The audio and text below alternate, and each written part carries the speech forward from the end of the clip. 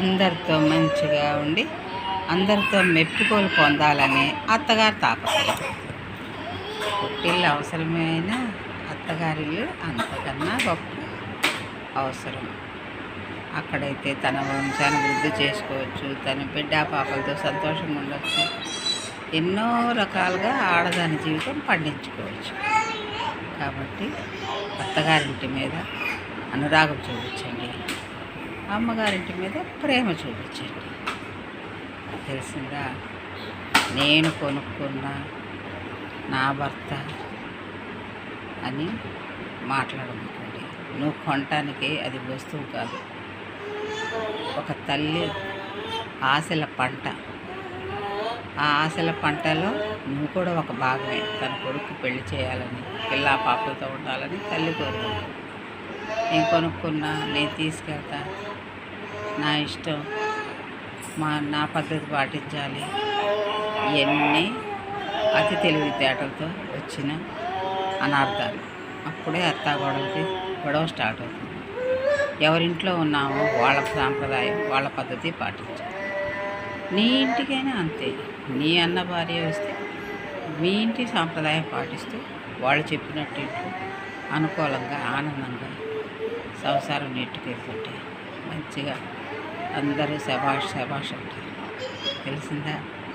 కొనుక్కున్నా అనే పదం వాడమాకండి. ఎందుకంటే కొనుక్కుంటే వచ్చాయి సామాన్లు, ఊరికినే దొరికాయి కుక్కలు పిల్లులు పెంచుకోవచ్చు. కానీ భర్త అనేవాడు ఒక తల్లి కలల పంట. ఆ పంటని కాజేసే హక్కు మీ కోడళ్ళు ఎవరికీ లేదు. అలాగే మేము కూడా కోడళ్ళమే ఒకప్పుడు, మాకు లేదు ఆ హక్కు. మా అత్తగారు ఆమె ప్రేమతో ఇచ్చింది, మనం ప్రేమతో అనుభవించాలి.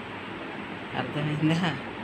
ఈనాటి పిల్లలు ఎలా ఉన్నారంటే, నా ఇష్టం నా మొగుడు, నీ మొగుడు కాదు, నీ తల్లి కొడుకు.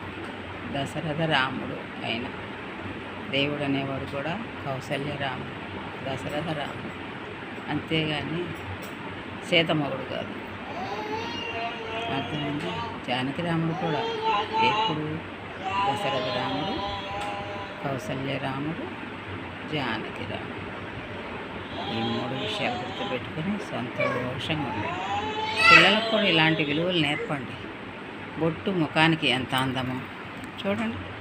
నా బొట్టు నేను దగ్గరగా చూపిస్తున్నాను. అలాగే పిల్లలు నేర్పండి. బొట్టు లేకుండా, గాజులు లేకుండా ఎప్పుడో 70 ఏళ్లకు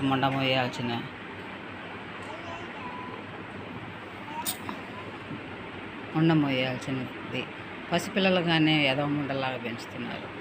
ఈ మాట చాలా తప్పు, కఠినమైన మాట, నీచమైన మాట. కానీ ఇవి ఈరోజు పరిస్థితుల్లో చూస్తుంటే పసిపిల్లలు ఎదవముండల్లా కనబడుతున్నారు. ఆ బాధ భరించలేకపోతున్నారు.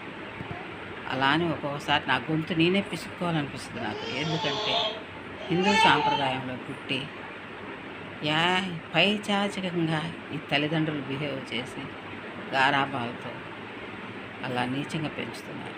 అది పద్ధతి అస్సలు కరెక్ట్ కాదు. అలా పెరిగిన పిల్ల అత్తగారిళ్లలో మంచిగా మర్యాదగా మనలేదు. అప్పుడు నెత్తిని చేతులు పెట్టుకొని బాధపడాల్సింది కూడా ఈ తల్లిదండ్రులే. కాబట్టి ఫ్యాషన్గా ఉండండి, స్టైల్గా ఉండండి, కానీ సాంప్రదాయంలో పాటిస్తూ ఫ్యాషన్ చక్కగా హాయిగా ఆరోగ్యంగా ఉండండి. Okay, bye. Like and subscribe, share. Bye. Thank you.